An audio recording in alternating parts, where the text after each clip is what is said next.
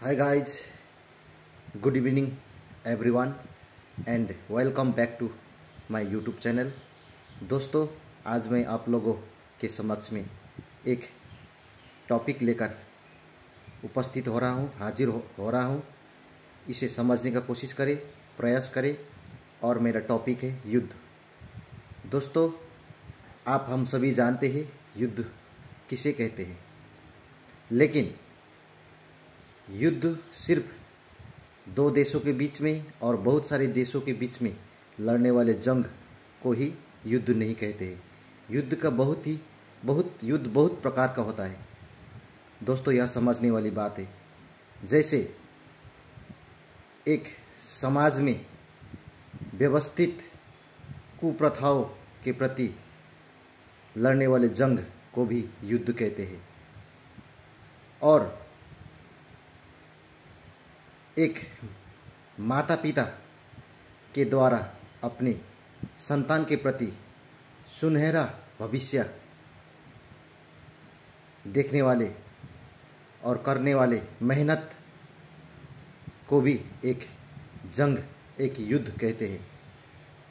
और अपने आप से लड़ने वाले, अपने आप पर विजय प्राप्त करने वाले अपने आप से लड़ने वाले किसी भी जंग को भी एक युद्ध ही कहा गया है। जैसे महावीर स्वामी ने अपने आप से युद्ध करके, अपने काम क्रोध लोभ मोह को बस में करके उन्होंने अपने आप को इतिहास के पन्नों पर सुनहरा नाम से लिखा गया, महावीर, वीरों का वीर महावीर। जैसे एक युद्ध में, एक रणभूमि में विजय प्राप्त करने वाले व्यक्तियों और शहीद होने वाले, रणभूमि में शहीद होने वाले व्यक्तियों को परमवीर और शूरवीर, विजय प्राप्त करने वाले को शूरवीर कहते हैं। ठीक उसी प्रकार उससे भी ऊंचा स्थान दिया है अपने आप से खुद लड़ने वाले योद्धाओं को महावीर कहा गया है इतिहास में। जैसे भगवान बुद्ध ने अपने आप से जंग किया था, अपने आप को तपाया था, अपने आप के जो काम क्रोध लोभ मोह और मन को अपने बस में कर लिया था और बुद्ध कहलाने लगे लोगों द्वारा, और उस बुद्ध तत्व को प्राप्त किया। बुद्ध का अर्थ क्या होता है? बुद्ध का अर्थ अपने आप को खुद जान लेना, उसे ही बुद्ध कहते हैं। दोस्तों, ठीक उसी प्रकार से जब हमारे भारत देश अंग्रेजों के गुलाम थे, उस समय में हमारे भारत के हिंदू समाज में बहुत सारे कुप्रथा थे, और उसी बीच हमारे बहुत सारे धार्मिक सुधार आंदोलन हुआ था, और उस धार्मिक सुधार आंदोलन समाज में व्यवस्थित कुप्रथाओं को दूर करने वाले व्यक्ति बहुत सारे थे। एक राजा राम मोहन राय, जिसको आधुनिक भारतीय इतिहास का जनक कहा जाता है, जिसको आधुनिक भारतीय इतिहास का पिता कहा जाता है, उन्होंने अपने आप एक हिंदू थे, अपने आप एक हिंदू संप्रदाय से थे, लेकिन उन्होंने अपने समाज के विरुद्ध जाकर अपने समाज के कुप्रथाओं को दूर किया था और सन 1828 में ब्रह्म समाज का स्थापना किया था। और उन्होंने ही हमारे भारत में जब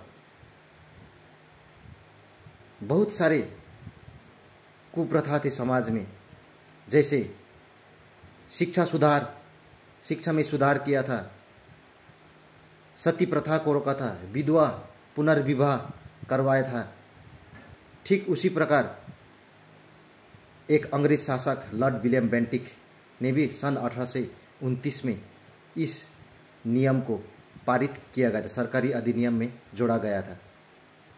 राजा राम मोहन राय को सपोर्ट किया था। और स्वामी दयानंद सरस्वती जिसका नाम आते इतिहास में, हमारे इतिहास में बहुत सुनहरे अक्षर में उसका नाम अंकित किया गया है। उन्होंने भी वेदों के और लौटो का नारा दिया था और सत्यार्थ प्रकाश का लेखन किया था। उन्होंने भी हिंदू धर्म में कुप्रथा का विरोध किया था। सती प्रथा के विरुद्ध लड़ा था। ठीक उसी प्रकार ईश्वर चंद्र विद्यासागर ने भी सन 1856 में विधवा पुनर्विवाह अधिनियम और एक विधवा से शादी किया था।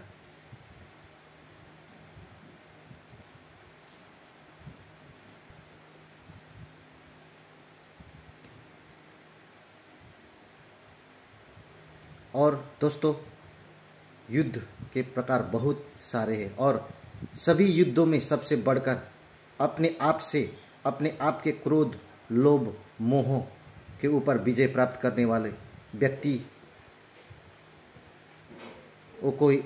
को ही महावीर कहा गया है, वीरों का वीर महावीर कहा गया है।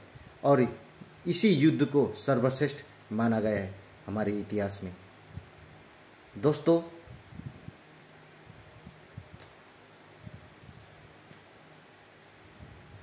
और एक माता पिता किसी भी संतान का पहला शिक्षक, पहला गुरु इसलिए माना जाता है कि अपने संतान के प्रति उसका जो लक्ष्य होता है, उसका जो समर्पण होता है, उसको क्यों इसलिए युद्ध कहा गया है कि जब अपने बच्चों किसी भी क्षेत्र में कामयाब होता है, किसी भी गवर्नमेंट जॉब उसको मिलता है, किसी भी स्थान पर वह व्यवस्थित होता है, तब उस दिन से बढ़कर उस माता पिता को कोई भी खुशी उससे बढ़कर नहीं होता है। सबसे ज़्यादा विजय, सबसे ज़्यादा खुशी उस दिन उस माता पिता को लगता है। इसीलिए अपने बच्चों के प्रति वह समर्पित होता है।